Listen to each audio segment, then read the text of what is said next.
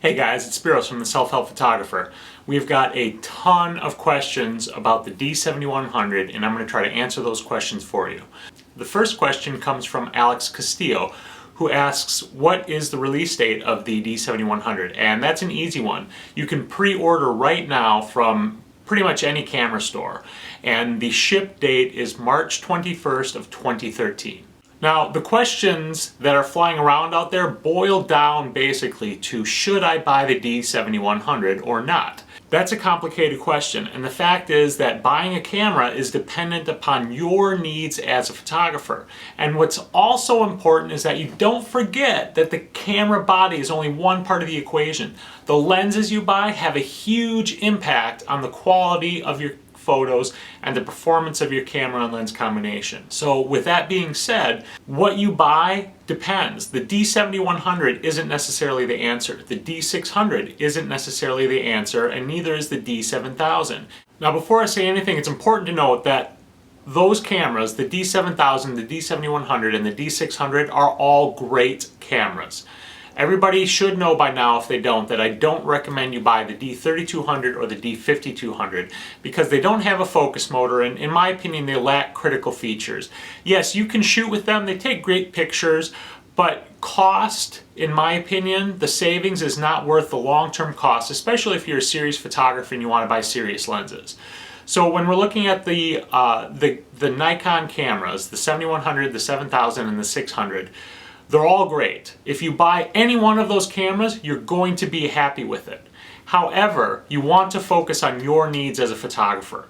So, I'm going to give you some examples of the kind of shooting that you might be doing, and based upon that, which camera that I would recommend you look at buying. So question number one, do you shoot often in low light situations? Do you shoot weddings? Do you shoot indoors? Do you shoot in churches? Do you shoot where the light is poor?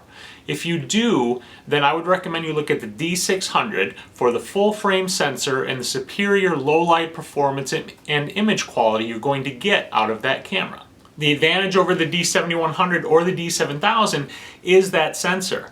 And with an APS-C sensor, you've got smaller sensor with smaller photo sites which don't collect light as well and are more prone to noise when you push up your ISOs.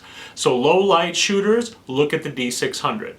On the other hand, if you shoot a lot of sports and fast action and you need a camera with a kick-ass autofocus system with 15 cross-type autofocus points, the camera to look at is the D7100.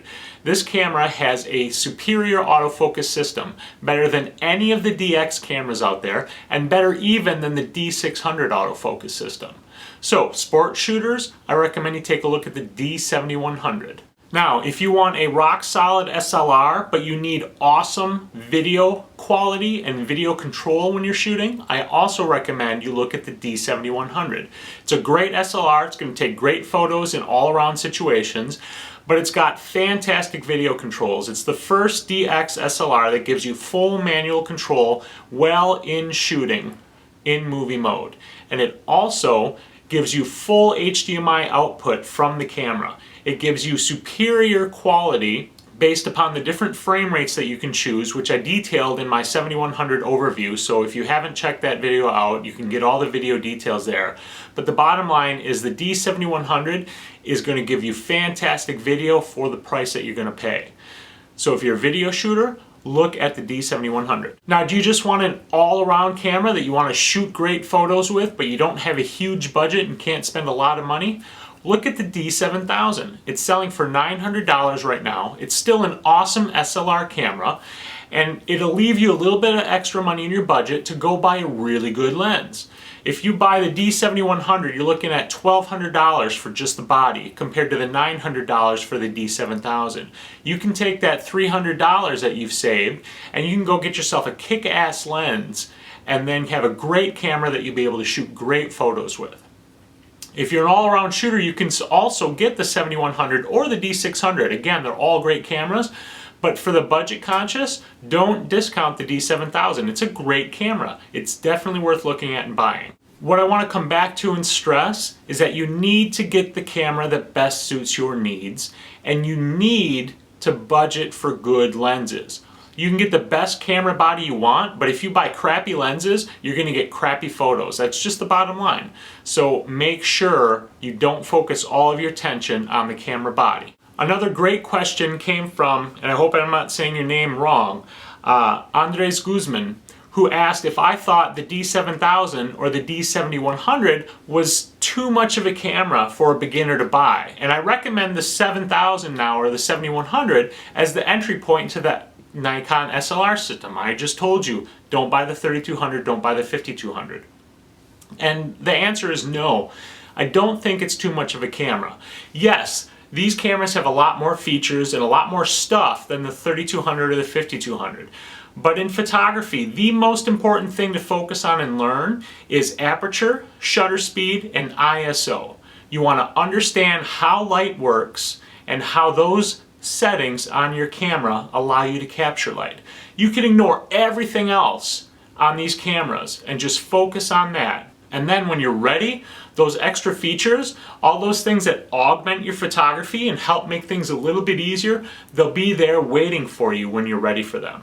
So yes, these cameras can seem intimidating, but all you need to do is focus on those 3 settings and you'll be just fine no matter what camera you buy. Now we're talking a lot about camera bodies here, but I want to answer a question that we got about lenses. Specifically, what is my experience with the Tamron 17 to 50 millimeter f2.8 lens that I have? Now the specific lens I have is the non-vibration controlled lens, because that's a feature that I just don't really care to pay for right now.